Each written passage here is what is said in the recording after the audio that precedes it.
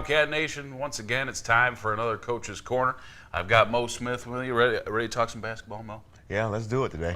Okay. All right, 2 games since we talked to you last. We got a win at home against Anderson in a pretty exciting contest, 56-52, and then headed up to USC Aiken and had a little bit of struggles with the offense and lost up there at the Pacers. Let's focus on the Anderson game and tell me a little bit about that contest. It seemed like a good defensive effort for us and really shored up the turnovers in the second half as well. Yeah, we did. I thought, the first half, we didn't do a good job taking care of the ball and, executing on offense. We were a little rugged, had some defensive breakdowns in the first half. And second half, I thought we tightened it up a little bit more. And I thought Anderson played, a much better second half too. And it was a competitive game. I thought that our ladies did a great job of just fighting and competing and, really I thought we grew up a little bit as far as trying to close out a ball game too, and I thought we did a really good job closing out a ball game. And there were some positives and some negatives, from that game, but we were fortunate enough to come away with the win. And one of the positives in that, you get a double-double from one of your Grizzly veterans there, right. the sophomore Krista Lewis. Now, Krista showed some inside game that she really hasn't showed in the past, and has that been a focus for you to try and develop? Because she's, up to this point, most of her offense has come from the three-point line. Yes, no doubt about it. We've been working on, with her just scoring with her back to the basket. We're trying to get the ball inside.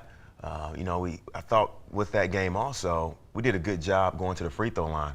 If I'm not mistaken, I think all of our free throw attempts were in the second half, and that really helped us out that game. Going to the line and taking it inside, and we did a good job shooting the free throw. And Krista did a really good job finishing down there, and she's improved with her back to the basket post moves, and we'll need for her to continue to do that so we can be efficient down in the post. And another big player for you, we talked about her last time, but Tiana comes up again with about 40 seconds left. I remember there was a possession where the shot clock was running down and ball found itself in her hand. She made a move, made a three-point play out of it too, got the hoop and the harm. Tell me a little bit about Tiana.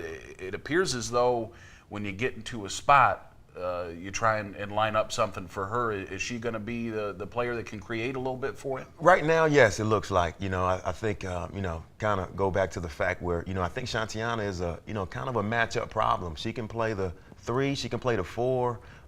She can take the bigger players off the dribble. She can post up the smaller players. And it seems like, Tiana really wants the ball in her hands, especially during crucial times of the basketball game. And that was, really good to see from a coaching perspective that, she was willing to take that big shot and step up and play big for us. And you don't often see that from a freshman, to step right onto a college campus and kind of take charge a little bit. That's right. Well, Keys is, she's a very mature player.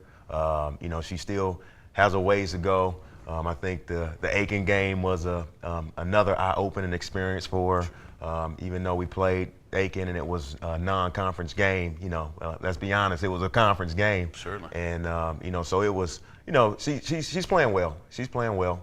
We need for her to do a better job on the boards, and, we talk about that and everything. And she's seemed to be receptive and, working hard and, along with the rest of our team. Let's talk a little bit more about that Aiken game. There was a large scoring disparity. We had a little bit of trouble putting the ball in the hoop.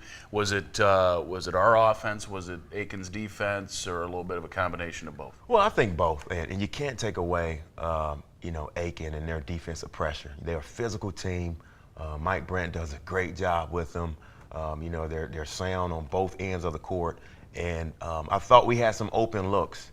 And we didn't capitalize on, the open looks that we had. But you have to credit Aiken's defense. I thought Aiken, even though when you have those open looks, you still, don't feel comfortable taking a lot of those shots because of the previous pressure that you've been facing all game. So, we like to credit Aiken's defense, but, we like to think also if we continue to get those open looks throughout the year that we'll capitalize. And that was the kind of the telltale of that game. I think we shot 25%, and you're just not going to win too many ball games shooting 25%. So no doubt we need to shoot the ball better. Now, talk a little bit about Aiken. They got 55 points, which is a little bit low scoring for them. Is defense going to be a calling card for this team for you this year, you think? It has to. It really does have to because, I thought, defensively, once we kind of got situated in the half court, we did a solid job. But it kind of goes back to offense, too. If you're not scoring the basketball, you're putting a lot of pressure on the defense, on our defense. And, we were missing a lot of shots, and we gave up a lot of transition points in the open floor. And, it's kind of hard to defend, once that lid is on the basket and they get it and go, a lot of times. So, Sure. we gotta hit some shots so our defense can get set in the half court. But defensively, that's going to be our staple this year, just playing well from the defensive end.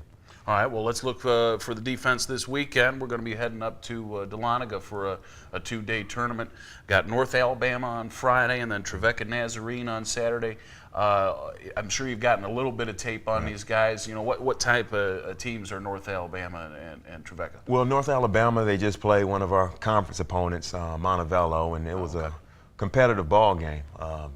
We know that they have two very good guards, explosive guards who can really score the basketball. That's kind of well balanced outside of those two. So we know we're going to have to wear our defensive hats and really, guard those two really good guards that they have. They run good stuff, good sets. They like to get it and go. So, we're going to have to, get back in transition, rebound the basketball well. And, when it's all said and done, we got to really just take care of the things we can control. It always goes back to the fundamental things: defense, rebounding, execution on offense, and hitting shots. How about Trevecca, NAIA school, I believe, and what do they bring to the table? Well, we played them last year. They're a good opponent. They beat North Georgia in this same tournament that we played in last year, and they're skilled. They can shoot the basketball, run a lot of sets. Might be similar to Anderson in some ways. Where they can kind of shoot it from 1 through 5. So, we got our work cut out for them also. Okay. All right. Well, let's look forward to the weekend. If you can't make it up to Dahlonega for the games on Friday and Saturday, you can catch them on the home team networks there on the internet at www.country102fm.com. Check for 102.3 FM or 1450 AM. I'm not sure which station each game is going to run on, but Channel Lee will bring you the action there. And also they'll have live stats. They might even have some video. I know North Georgia has a pretty good video production department there as well. So we'll see if we can get you caught up on all the action. Check for all those links at gcbobcats.com. And good luck to you this weekend, Mo. Hey, thanks, Al. All right, for Mo Smith, Al Weston here for the Bobcat Coach's Corner.